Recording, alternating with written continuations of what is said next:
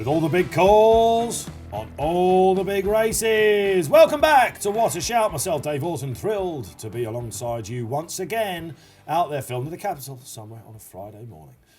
The Racing Post flagship feature weekend show brought to you by our sponsors Bet365. Cheltenham is in the air, isn't it? How do you feel about this weekend? We've had this wonderful build-up of meetings and clues everywhere. It's all about Cheltenham. If you're not, you're going to love this weekend. We shall do some sterling tipping for you if you're watching on YouTube. Don't forget to like and subscribe to the channel. Anything on Facebook, send your comments in. We love to read them. And of course, on Twitter, look out for those social clips. Hashtag What a Shout. Who joins me? Thrilled to say he's had a bit of a sojourn, but tipping royalty. Paul Kealy comes back. Are you bereft of ribs, man, at the minute? Or are we sick of the previews already? I've only done one. Did one last night. Thoroughly enjoyed it. Catching you at a good time then. Thoroughly enjoyed it. First one, didn't learn anything. Got absolutely hammered. It was brilliant. I do really enjoy them. We rattled through all the races. People who were listening afterwards, they come up, chat to you, want to buy a drink. It's just, there's some people criticise them and say, this is boring. Don't go. Yeah. Don't go. If you like them, go to them. You know what I mean? And people had a fantastic time last night. It was good fun. Because we missed these last year. They were all done by video, Zoom, Skype, all that sort of stuff. That was monumentally boring. Live and with a bit of banter with the crowd and all that. It's good fun. And you've got to need to get a few more smaller shirts, don't you? I hate to say, mate, but you're fatter than me now. I'm delighted. Yeah. this world is going wrong, isn't it? I have been behaving myself. I've done really well, and although. Only my shirts and strides have noticed. I've actually lost 31 pounds now, which is an incredible amount. That's as much as Lakeview lads been another dropped in the handicap, isn't it? Another 5 stone, and I'll be signing up for a charity race.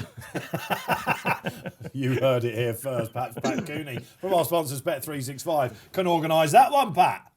Yeah, absolutely. I haven't dropped £31 in the handicap, sadly, but it was very well done, yeah.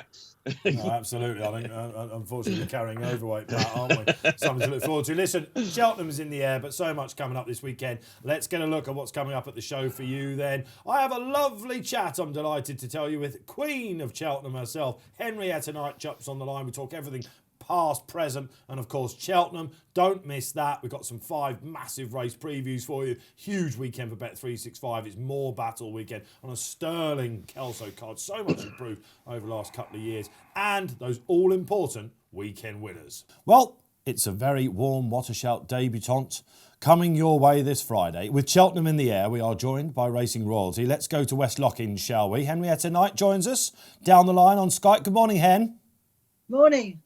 Great to have you with us. This has been a little time in the making, hasn't it? Henrietta is extremely busy, people out there, as you will well have heard recently, more than ever, and we're delighted to have you on. Cheltenham is in the air. Are you one of these people, Hen, that just wants it all done with it? I mean, this is the slowest 2 weeks of the year, this lead up, isn't it? I'm getting more and more excited every day. It's the best week of the year, next Cheltenham week, and I think the build-up is brilliant.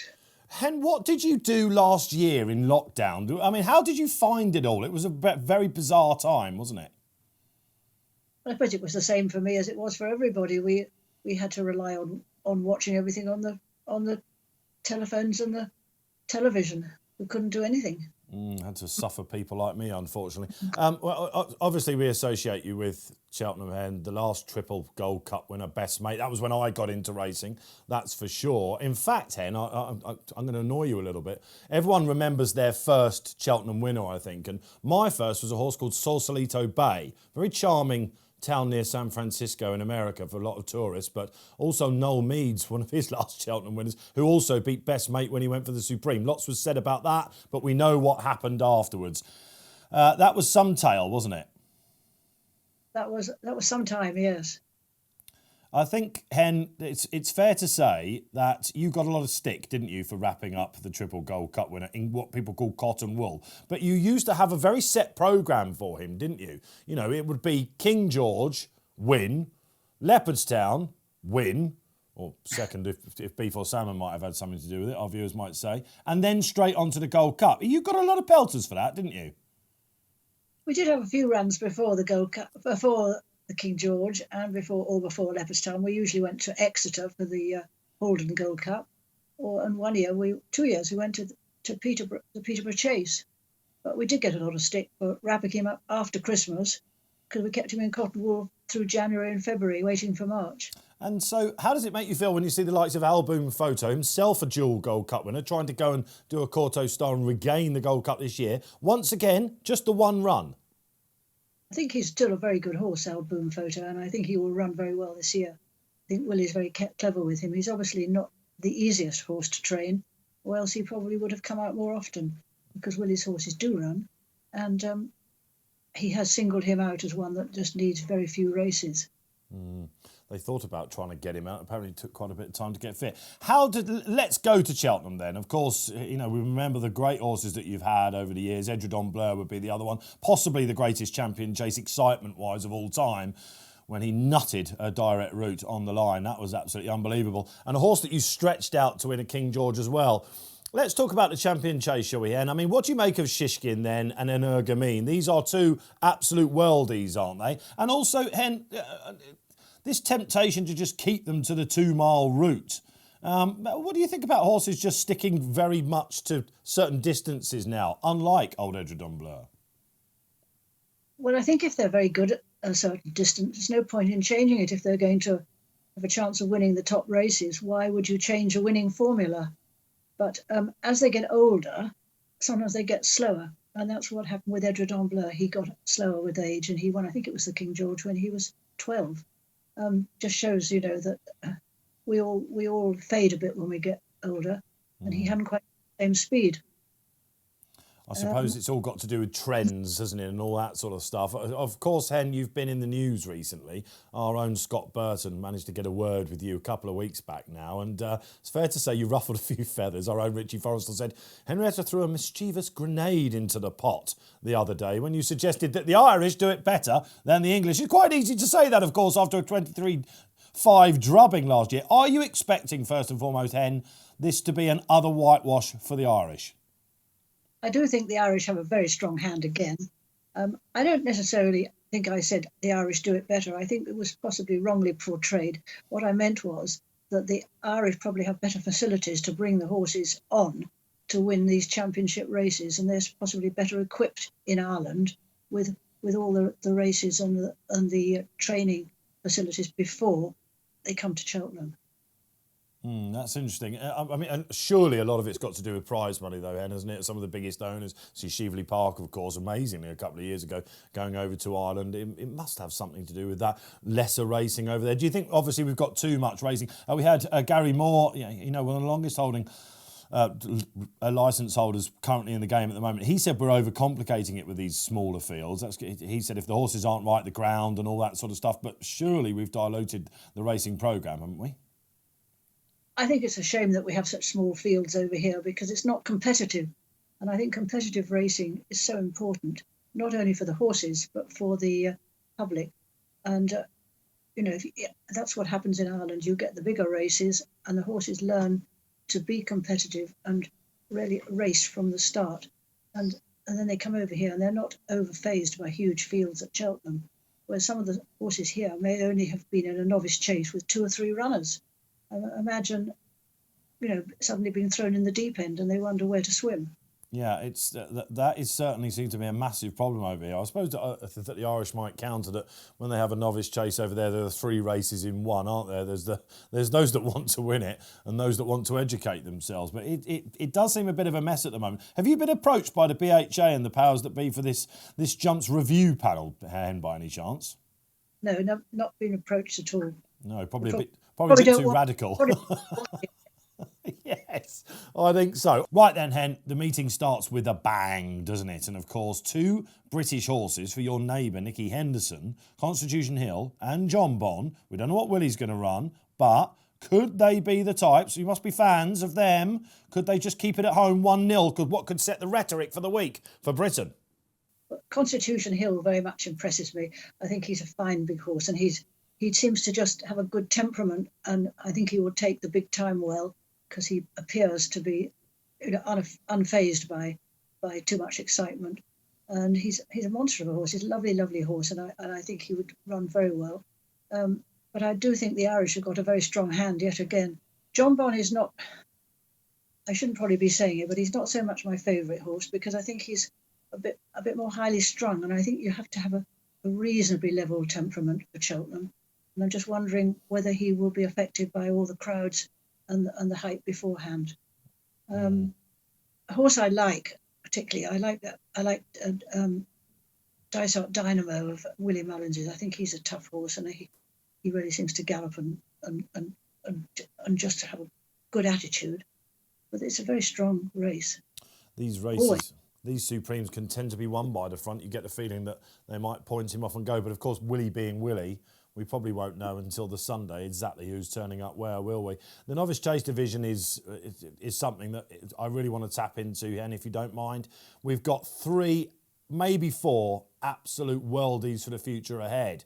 Of course, the British, led by Brave Man's Game. We saw what happened to him at the festival last year. You must have been, like the rest of us, pretty spellbound by what he's done since meeting a fence. Is that, you know, loads of people have thrown in their 2 pennies worth about him, but is this just a case of a horse finally doing what he's meant to do?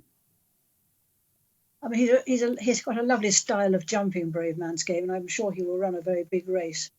My only question mark, and I'll probably annoy Paul Nicholls yet again, is he quick enough away from his fences? He's such a lovely jumper. He spends such a lot of time, you know, in such a lovely shape and jumping. But I think he will run a very big race, and I know Paul's very bullish about him. But it's quite a strong race, as it always is. Galloping Deschamps, I love. He's only had 2 chases, if I'm right, but he just have adapted so quickly. And I thought at Leopardstown he's so nimble with his feet. I love the way he goes.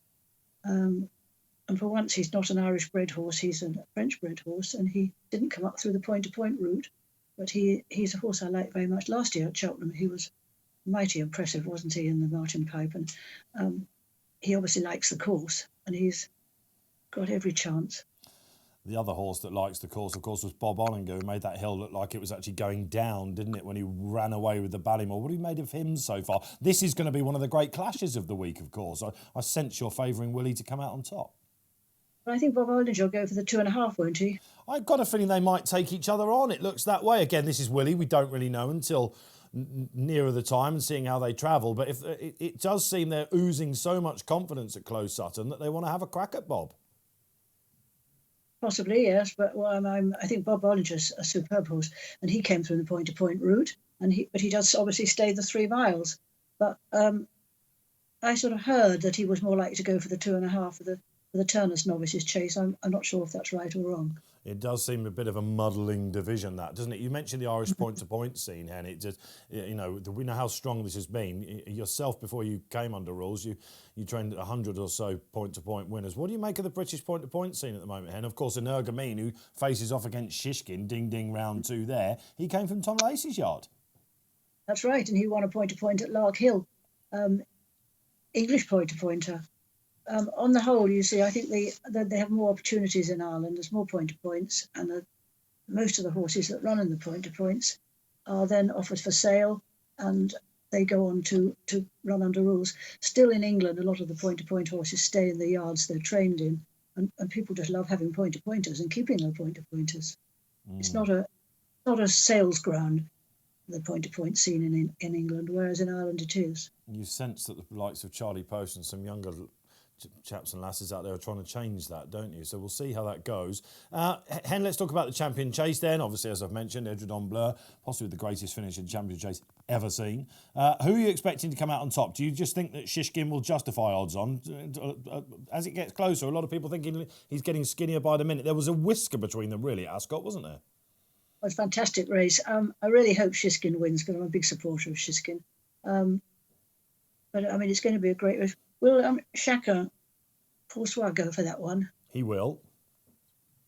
Yes, that could be very interesting, but he's never really fired so well in England, has he, as he has in Ireland? No, I think that they think there are definite excuses for that, but you can only see what you've got on paper, don't you? This is the sort of race where if you're an up-and-comer in that, you can run the race of your life, improve a stone and still finish 4th, can't you? It's a wonderful division at the moment. And there was some talk about Noujamin going for the Iran Air, wasn't there? They've got Alaho for that, I suppose, though, Hen, haven't they? And they love their bankers, don't they? And that is a race that looks like it's fallen apart a little bit. The Irish Gold Cup winner, Conflated, might go for it. Eldorado Allen, who, of course, won the Denman Chase, perhaps from a below par Royal Pagaille and Clan des Ober. He looks like he's going there. So it's a spicy race, but nothing near as hot as the Gold Cup, Hen. Let's move to this then. This is your race, as we well know. Who do you fancy to come out on top? Obviously, it looks like A Plus Tard has got the best form in the race, that Betfair Chase, but he was pipped by Galvin in the Savills Chase. I'd love to see Galvin win. I think he's a fine-looking horse. I know he was initially started off this season as a Grand National prospect, but I mean he's just gone from strength to strength, and it would be very fitting if he won for his owner, Ronnie Bartlett, who sponsors the Albert Bartlett Hurdle, and has been a great supporter of English racing. Even though he's Irish trained, I mean Ronnie's got horses in both countries. I would love to see Galvin win. I think he's a fantastic horse, and he jumps and he stays, and he's shown his liking for Cheltenham by winning at Cheltenham last year. The two horses of Henry's, A Plus Tard and Minella, they, I mean, obviously they've liked Cheltenham as well. And I wouldn't discard, as I've said before, I wouldn't discard Willie's Album Photo. I think he's been very carefully prepared yet again, and I think he will run a big race. He could well win, and be his third Gold Cup, even though there's been a gap in between. Yeah, Corto Star did it, of course. I think there is rain on the horizon as well, which is pretty typical. You must have been looking at the career of Protectorat rather closely, I suppose, Hen, in the last couple of months, because Dan Skelton's definitely taking a leaf out of the Knight book, isn't he, by wrapping this chap up and a lot of his other horses as well. Yeah, he says he's wrapping up everything for Cheltenham, like Newbury and Newbury and all that. They're all in the cotton wool. There must be a huge amount of cotton wool on sale, but. I'm quite pleased that some of these trainers have decided, that it is better to keep their horses fresh for Cheltenham, because the athletes and the Olympic Games and all those big races, they don't run so often as some of these horses run that are going to Cheltenham. They keep themselves for the big sprints and the big hurdles, and they have one main race that they're aiming at. You get the feeling that some of these horses that are running our Betfair hurdles and stuff might have left it behind already, don't you? And there's a lot of the season left, of course, after Cheltenham as well. So we'll see how he gets on. But Hen's obviously expecting the Gold Cup to stay in Ireland. If you had to have one horse on your side going into the festival, Hen, bowl you a curveball there, who would it be? I'd love to see Tiger Roll win the cross country. I think it would be a fitting end if he then was retired, but I don't expect that will happen. But I think he's been a great horse for everybody. It was a real bittersweet moment last year, of course, when he won the cross country, standing on his head again, because there was no crowd there, of course, and we love to see these horses coming back, don't we? Oh, it's fantastic. And he's some character, isn't he? A number of times he's won round Cheltenham. Yeah, he's absolutely. If any horse deserves the crowd, it's definitely Tiger. And what Michael O'Leary says, do we believe him? Last race, we shall see. Hen, of course, you're very busy at the moment. We won't keep you too much longer on the show. You've certainly been involved with going to Ireland, buying young store horses for some owners, and you've been looking at the point-to-points over there. And there's a couple of young horses that you're involved with at the moment. One that particularly sparked my interest was one that's gone to David Bridgewater. And you'd have to forgive me the name of the horse, but it's in very famous colours, and a horse that nearly went away to colic, drifted all the way out in the market. Was it at Ludlow? And he absolutely hosed up, and this is one that you've been tutoring, is it? Oh, I adore him, yes. He sort of came back from the dead. He's called Fortune de Fortunata, and he's by Soldier of Fortune, who's a stallion I love. And he had a very bad go of colic last autumn. He had a twisted gut, which was very nearly fatal. He was a long time in the vets, and he had operations, and he may well have not survived, but he did, and he's a fighter, and he's a really tough horse, and he's the most likable person. He loves people, and he loves life, and he just wants to do what you want him to do. And that's why he went to Bridgie, because Bridgie doesn't have too big a yard, and it's very much a hands-on family training setup. And he seems to have settled in and thriving over there. Wouldn't it be lovely to see Bridgie have another one that might be able to escalate to the festival a little bit later on? Remember the giant bolster and the likes. Where might he turn up next then? Any idea? Well, he'll probably go for another novice hurdle in a couple of weeks. He's in good form. And then he'll probably have a nice summer holiday because having had the shock of the colic last autumn, and it's amazing how he's come back. And we don't want to overpress him, but next year he's going chasing because jumping's his game, and he's done a lot of schooling over fences. He's really lovely. Anybody would like him. All right, we'll look out for him in some famous colours. Hen, it's been absolutely marvellous speaking to you. Thanks ever so much for spending the time. Something tells me you're going to be rather busy in the lead up to it. I hope it goes quickly for you and you enjoy the week and with the spectators back and cheering them home at your home at Prestbury Park. Thanks very much, Hen.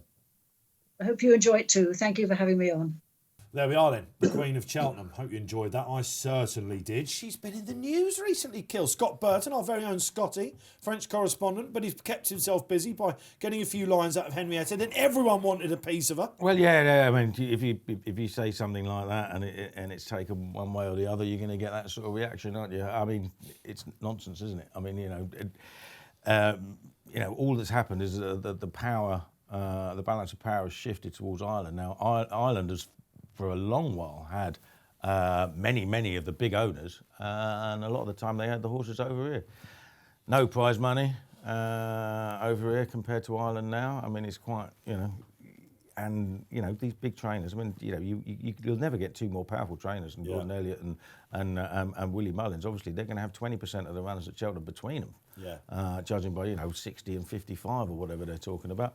Irish trainers are going to have more winners. If you get all the choicely bred horses and you have far more of them sent to Ireland, you're going to have more winners. It's as simple as that. You did a piece in the week was it a weekender piece where you said you will be backing more Brits. Just give us a quick summary. Yeah, I mean, it's one of those, you write a piece and then someone picks up a headline and says, this is why I'm going to be backing more. You're Graham Rodway all of a sudden. It's not actually the concept. What I said was I'll probably be backing more British horses than Irish horses based on price. Because a lot of Irish horses are simply going to be priced based on what happened last year rather than what they've got in the form book, which is a completely different thing, really. Now, I do expect Ireland to have many more winners. I mean, I did a piece for the Weekend of Ultimate Guide and I hate tipping that early for every race, but I made it 18-10. Now, obviously, if I have 8 winners, I've had a great Cheltenham, so I'll be wrong 20 times at least. But the point being that there are horses with serious chances from Britain in virtually every race, and some of them will win. The handicappers have been treated slightly more harshly from Ireland, and the British handicappers have been treated slightly more leniently. So. There's plenty to play for. I don't like defeatist attitudes anyway. Only 3 years ago it was 14, or 2 years ago it was 11-9 going into the final day. You know what I mean? So, let's not, can't spend the entire life wondering, thinking about that 23-5. Yeah, which we of course have done. Easy to do, wasn't it, through the winter? It was a great chat, Pat, wasn't it? Prestbury Cup Market with Bet365. No offers. No offers, no. We'll certainly make Ireland favourite. I do agree with the Keels in many respects. There is a great deal of recency bias when it comes to pricing these races up, because, put simply, the betting public want to get with the Irish horses. They tend to be unexposed, hard to get a proper handle on them, whereas the English horses have probably been campaigned more throughout the season. So we price them up knowing we're going to lay the Irish horses. And you just look at the Boodles hurdle. We have a horse here, Gaelic Warrior. No one's ever seen the thing run. He's trained by Willie Mullins. He's talked about as being a handicap good thing. But he's 5-2. We've laid plenty of 5, plenty of 4. It just seems amazing to me that the public want to get with these type of horses. But who knows? He could be a red hot good thing. But it's definitely a case of pricing up Irish horses on the recency bias, though. I promised I wasn't going to do this, and I thought I'd go straight into the big race preview. But it's Cheltenham. We're going to do it. You want to hear it. You're close to the Ritchie camp. I've said that, Joe Chambers is one of your great mates. This Gaelic Warrior was entered, was it in the January meeting? It was the old Arthur Moore thing, wasn't it? See what mark we get, put him back. How's he got a 129? He went on with Nick Luck the other day, didn't he? And he said we were hoping that the handicapper would honour his mark of 139. Has this just got to go the round? VHA handicap, they've changed the way they handicap French horses, which is probably the correct thing to do, because French ratings can be really inflated.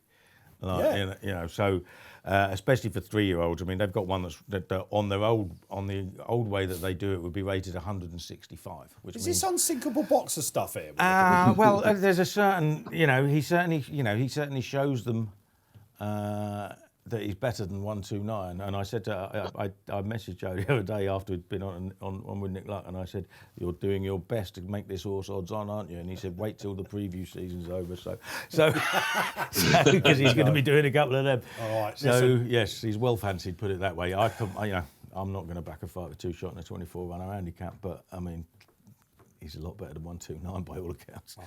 Well, Keels, I think a lot of people will be smashing Gaelic Warrior, even you're pretending that you won't, at 5-2. The Ultimate Guide is out now, of course. Do go and get that. Tom Park and Andrew Pennington edited that superbly.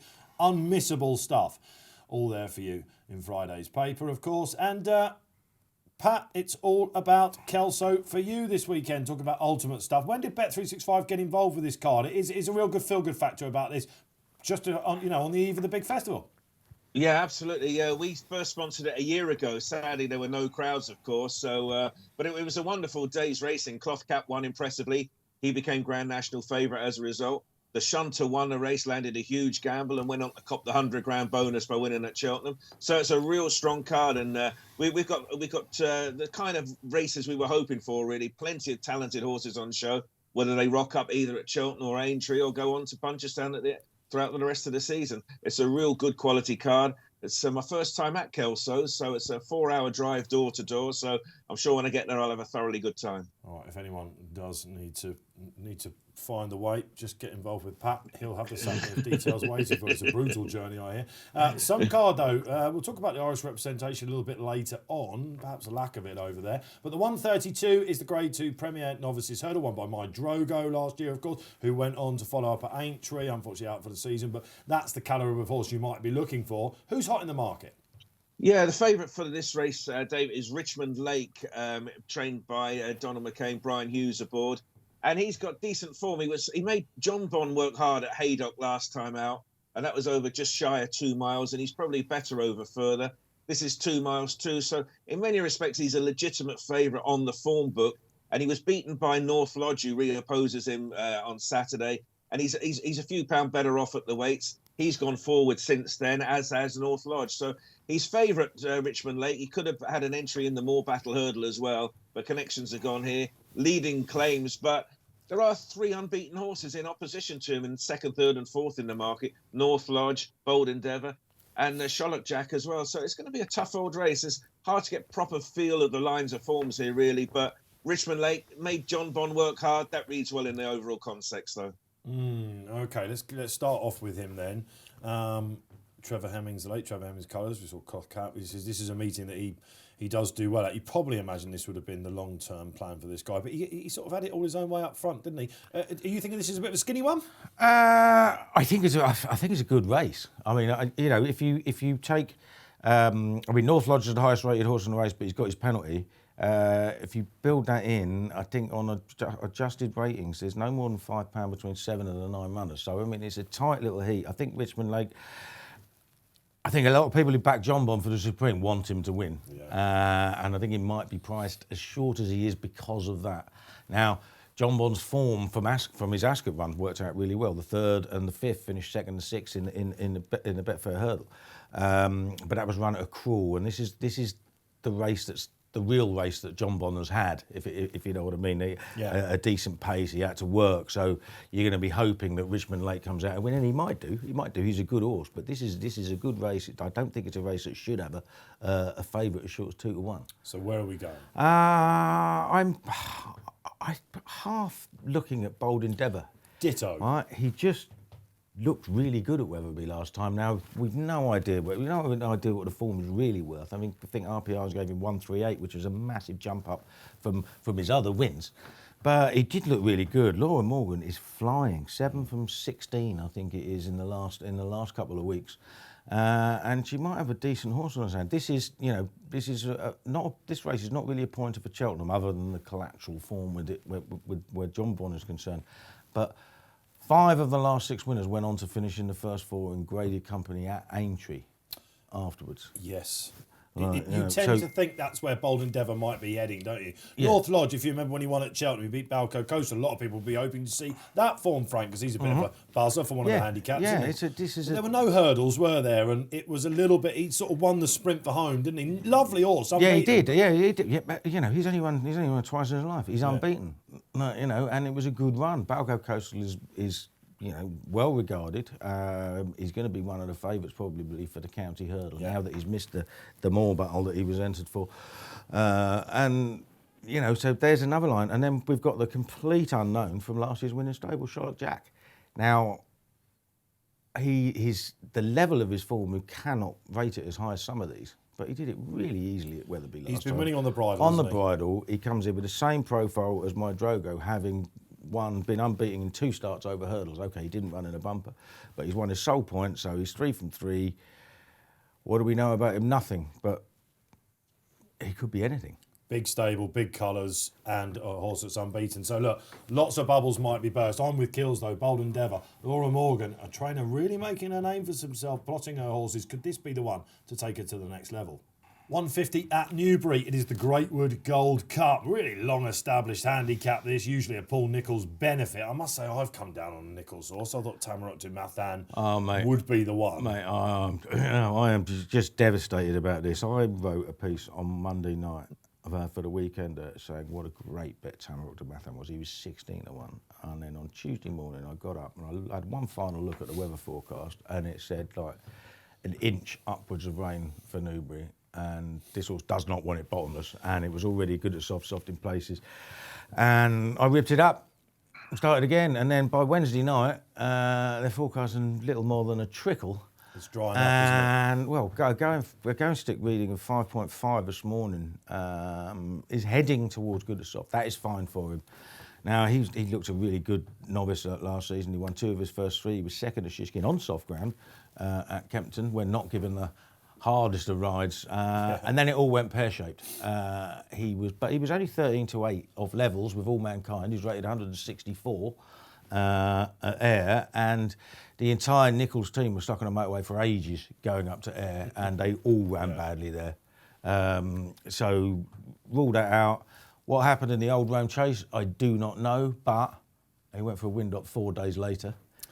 So there's another excuse, and he came out. I actually backed him at Sandown, and I knew I'd got it. Dolos race. I knew I'd got it wrong when Harry Cobden was on Dolos, but Dolos was banging out. Dolos was £15 lower than he was the previous year, but he ran a cracker. I mean, I know he's beaten 20 odd lengths in the end, but he travelled really well. It just wasn't the day either, was it? He travelled really well. He jumped beautifully. He wasn't given a hard time when he got tired after approaching the second last. He's a 2.5 miler through and through. Trainer has won the race 9 times out of the 16 starts. One dead heat. And he's rated 142. I thought he was potentially really well handicapped of 148 at the start of the season. I think he'll just win. I really do think he'll win. He'll go off favourite. 6-1 is a massive price now. I think he'll be near 7-2. I did put up Paint the Dream instead in the weekender because I've still tearing my hair out over this. He's well handicapped. He's back on the same mark as he was when he won very easily at Chepstow in October. But I can only see one horse in this race, and it's Tamarok de Mathan. We're seeing the ball big then, Pat. He's not favourite currently as we're filming this with Bet365, though, is he? No, it's been a lively race, this one. As Keel said, Tamarok de Mathan has been the big mover during the week. I'm sure he'll have a good spring, though, won't he? He's probably better on goodish ground. Whatever happens on Saturday, he's definitely one to stick in your notebook because a mark of 142, he must be better than that. I think he'll have a good spring. Maybe the ground may still be too soft for him tomorrow, maybe. Our favourite at the moment is Dublin 4. A few people thought he was unlucky last time out. I'm not so sure about that, but nevertheless, he's a Virgil O'Brien, unexposed type, and he has been the market leader as well in the race as well. So 2 very much of interest, but they're short enough, really, perhaps. I actually thought a horse like Glenn Forster might go well. He's not an unexposed type by any means. He won our Veterans Handicap at Musselburgh a couple of weeks ago, but he won by 5 lengths. He went up £5 for it, but he travelled the winner from start to finish, and maybe he can win. He's old enough, but he's certainly good enough and well handicapped. But whatever happens, Tamarok de Mathan, he's one for the notebook for the rest of the season. Thanks, Pat. Absolutely. So we're expecting Tamarok to go off fav. Get involved. It's the Greatwood Gold Cup. If you're going to Newbury, it's not all about Cheltenham. It's these chance for these horses to shine. It's a great race. Let's go back up to the borders then. Kelso, and it's the 205. Pat Cooney, this looks competitive. Yeah, absolutely. Yeah, it's quite significant actually here. We know Brian Hughes rides for Donald McCain. He's actually riding one for Nicky Richards here, Famous Bridge, who was odds on and was an unlucky loser last time out. He's the market leader. He's round about 4 at the moment, a very popular horse in the market. And he's got that unexposed profile that punters seem to love. But it's a deep enough old race that there's plenty here that you could give plausible chances to. Heart of Steel is a solid profile with Peter Kavanagh claiming 7 for the McCain team. That one's been popular. Wild of Oscar brings the class to the race for the Skeltons, but he has got 11-12. First-time cheek pieces may help him. So it's a deep enough old race. You can make a case for a few of these. I actually thought Lucinda Russell's horse, Aurora Thunder, may have some sort of a chance. A good, solid couple of performances from this one. And I did look going through the race. There are quite a few front runners in the race. And Aurora Thunder, this one looks as though she might want a real thorough test. So I'm sure they'll get that. So it's going to be pretty wild up front. Famous Bridge likes to make it as well. So I thought maybe the race could stack up for a closer. And Aurora Thunder was the one that grabbed my eye. What price as we film Famous Bridge, Pat? It's 4-1 as we speak, yeah. Happy days. That is a good horse in the making, Famous Bridge. It might be. I thought he was beat last time. Did you? Yeah, definitely. He went up £1 for that, didn't he? So the handicapper probably has you about right. They have been tearing their hair out about this boy. They thought he'd be lining up at Cheltenham or Aintree at the start of the season. Yeah, good word about this chap. I think they think he's a proper chaser in the making. If he doesn't win this, I'll be surprised. Really? Yeah. Very strong. I'm very strong on another horse in the race, top weight. What about Oscar? Skeltons. Skelton horse. Again, another horse that was out of form early seasons, had a wind-up shape miles better than his... Giving him loads of weight, isn't shape, yeah, but he's on a mark of 141. It's £5 lower than his last winning mark when he won at Uttoxeter last spring.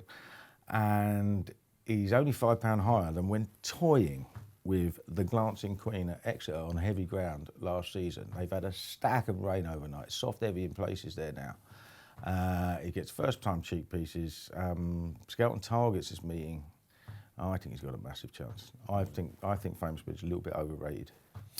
He certainly has looked that so far, but this looks like a good one then. Pat, Keels, they're against me. I think Famous Bridge might just make the journey. 240, the listed Premier Chase. Something of a jewel in the Northern Crown this has become. You remember Cloth Cap won before being seemingly extremely well in for the National. It's well punted for that. We know what happened, of course. Is there a Cloth Cap in the race that's going to tear it up? A strong favourite. A strong favourite, Espardaroma, 2-1. 2-1, Espardaroma. Look at it. He shaped really well at Carlisle behind Fiddler on the Roof. If this race was 3 weeks after that, at these weights, he'd be 4-6. Right? But he's had a break. So he's had a break. He's taken out of the Gold Cup. We don't know. But, I mean, he's a massive price. He's officially £9 the best horse in the race. He's getting weight off a couple of his main dangers. He jumps really well. I mean, he was going to, to my eyes, he was going to beat Chantry House at Aintree last year. I mean, I think they were both getting tired. Yeah, I mean, you know, if he's fit and well, he'll win. This is exactly my looking at this. I asked Pat off air what price he was just going into this. It must be factored into the price. We'll come to Pat in a sec because we've obviously not seen him since that return. Yeah. He was at the start. This was one of those when we were doing all these guides. Will he go Gold Cup? Will he go Ryanair? But that's the calibre of horse we're talking about. Yeah, he's exactly. Getting weight. Yeah, exactly. No, he's obviously had his problems, but I'm assuming this is stepping stone to Aintree. A lot of punters will be thinking, Kills, if this was an even money shot, you would probably be saying, watch and then maybe see if he's come back. But you remember this time last year, he did something similar, didn't he? He went off the map a little bit and then he came back at Leicester and he was uber impressive. I mean, 2-1 is a huge price. I mean, I'm not one for getting involved in shorties, but I mean, if he's anywhere near 2-1 by the off time, it's madness. Some lovable horses against him. Windsor Avenue, of course. We saw what he did at Doncaster last time in the Sky, but you got Nutswell, of course, Big River. Can any of them topple them, Pat? We're a little bit surprised at your traders' decisions here. Yeah, I think sometimes in life you can overcomplicate things, can't you? And there's no doubt he's the best horse in the race. He would have won a Grade 1 at Aintree, wouldn't he? But for tumbling there, what was it, two out? It's just a case of will he be fit enough after his 125-day absence? Now, he prefers good ground. That may be an issue. It's going to be soft there, I'm sure. So maybe the layoff, a combination of that and soft ground, could get him beat. But he is the best horse in the race, and I would expect him under normal circumstances to just about win this. He's going to be tough to beat. And when you think his market rival is Itchy Feet, now as much as I love Itchy Feet, I've jumped off the bandwagon with this fella a couple of races ago. But he has got blinkers first time, and I've often thought, why, I'd like to see him in blinkers first time. Well, I'm getting my way tomorrow, but I'm going to let him go loose. And there's other horses in the race. Dingo Dollar has actually been well backed at a biggish price. He was double figures. He's single figures. Sandy Thompson, bit of a leap of faith maybe on official ratings. But the key is the well-being of the Kim Bailey horse. If he's fitting well and handles the testing ground, he's going to be tough to beat. So we're looking at Grade 1 performer against handicappers. What a surprising price about Espoir de Rome. Race of the daytime then. I think we can say that. It's the 3:15, the Morebattle. Pat Cooney must be looking forward to this one. Another competitive field. The Shunter, last year's winner, came over, took the bonus off your hands by going and following up at the Cheltenham Festival. Is there another plot in this year's renewal? Well, you'd wonder, wouldn't you? And of course, whatever wins this race, as you touched on, if you go on and win any race at this season's Cheltenham Festival, you do get £100,000 bonus on top, as if that wasn't good enough for you. And of course, the Shunter landed 2 massive gambles in the Kelso race and at the festival last year, so it can be done. But I don't know so much. I think Metier is on course to be favourite for the race. And we had rain probably a little bit more than they anticipated the other evening. So the ground's going to have soft in it. If you're a Metier fan, and plenty are, he's got the circumstances that is ideal for him. So he's going to be tough to beat. I did look at Bouvardin, and isn't it great to have a champion hurdle winner running in a handicap? And I was surprised. He's only rated 153 in his pomp. He was 172. Has he got £19 worse in the time? I'm not so sure, but it's a big ask under top weight. So maybe it's something like Autumn Evening, who just brings rock solid handicap hurdle form in Ireland to the table. And Jessica Harrington's horse has been very well backed. But it's a deep old race. All those are 1, 2, and 3 in the handicap. So, there's plenty down at the lower end of the mark. Also, Al Kamara, James Moffat, he's got novice hurdle form. These horses are going to have to defy a big weight in testing ground. But Metier, with the ground in his favour, I think he'll go a favourite. Okay, this is going to be a keen betting heat, that's for sure. I just want to talk to Kills about something quickly. Autumn Evening coming over, a horse called Saint Giroux as well, Stuart Crawford, who I don't know whether we call him an Irish trainer or not. He has so many runs in Britain. But Autumn Evening, I was really expecting at the entry stage when this opened up this race to see more Irish horses. Now, Autumn Evening, third, wasn't he, at Leopardstown in one of the hottest handicaps run anywhere the whole entire season. We've chucked another £6 on his back. I was a bit surprised to see that. Do you think they've been put off by the handicapping rhetoric that's going on at the moment?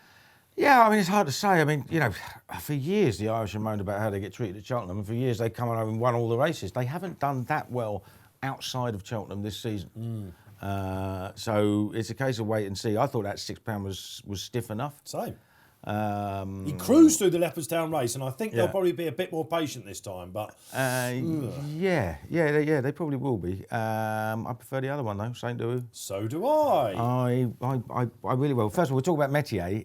He's up £7. I thought he'd have won that race at Lingford more easily than he did. He did you a big favour that day, didn't he? You were all over it. Yeah. I mean, maybe because I thought he was going to win the race really easily. Does he need hot, deep ground? I thought he made a meal of it. Well, he does need hot, deep ground. He's going to get that, but I'm not sure he's as good as I thought he was. It's hard to say you're disappointed when you've had a good bet and you've won, but I thought he should have won that race far more easily than he did, and I thought £7 was harsh enough. The third hasn't done too much for the form of the Emmett Mullins horse. It was, of course, in the Autumn Evening race. It led that day. That might not have been him, but I'm with you. It worries me, yeah. But Saint Giroux, he's already won in Britain, so he's got his mark for what he's done, and he won last time. And if you stop the race 2 out, he is going to win on the bridle. He's quite an interesting horse, isn't he? Absolutely cantering all over him. And of course it was 2 mile 5. It was good ground. It was 2 mile 5, and I think it definitely stretched him. I mean, he still won in fairly commanding fashion, but I thought he was getting tired at the end, and he don't really want to go that far.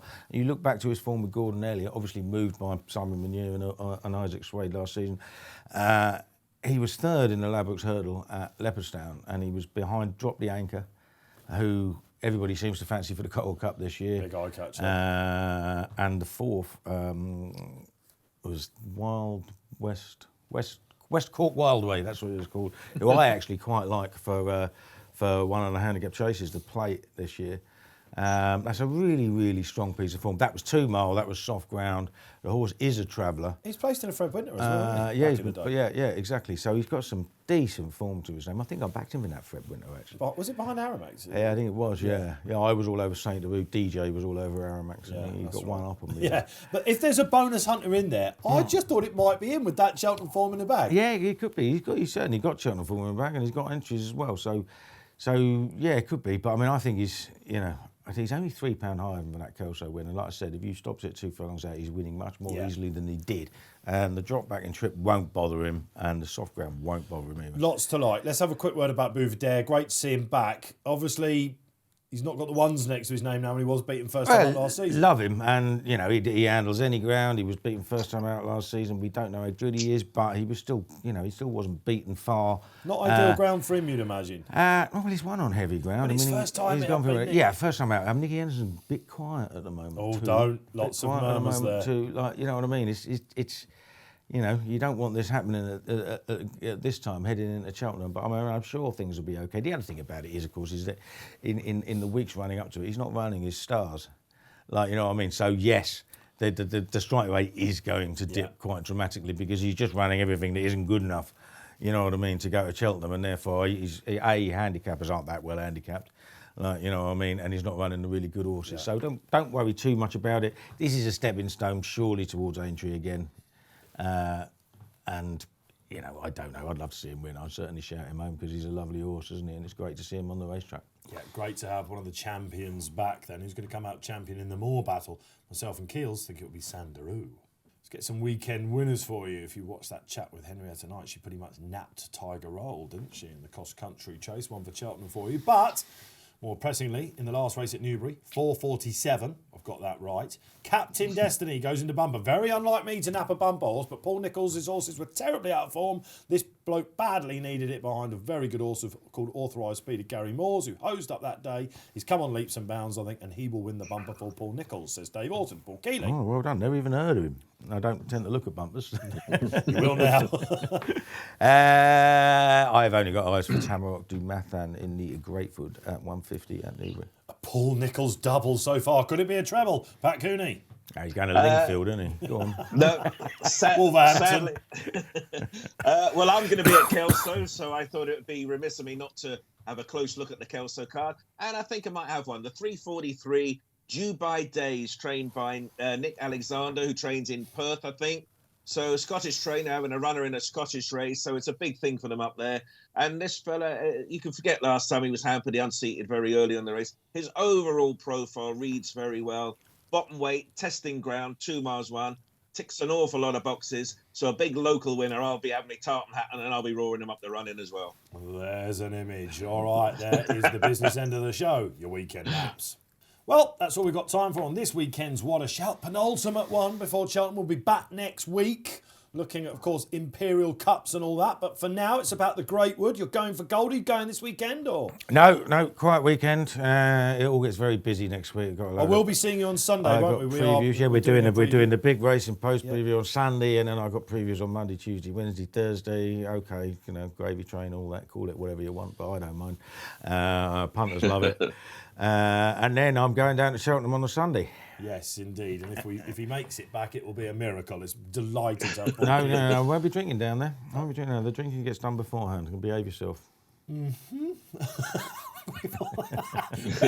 We'll let the viewers watch that one, but we can roar with laughter about that one. Pat, I don't know about yourself. Are you on the straight and narrow leading up to the festival now? Enjoy Kelso tomorrow, man.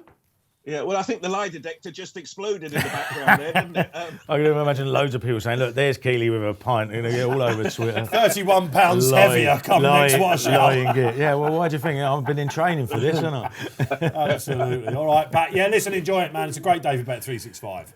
Yeah, thanks very much. I might have a wee dram when I get there as well. All right, great stuff. Thank you for watching this weekend's What a Shout. Get in your Cheltenham Nats, let us know. Like I say, we read all the comments throughout the weekend. Don't forget, gamble responsibly. The festival is on the horizon. So much sport to enjoy. Don't forget to download the free must-have Racing Post app. Get it on the App Store or the Google Play Store itself. And myself, Dave Orton, all the sport that's out there. Enjoy it.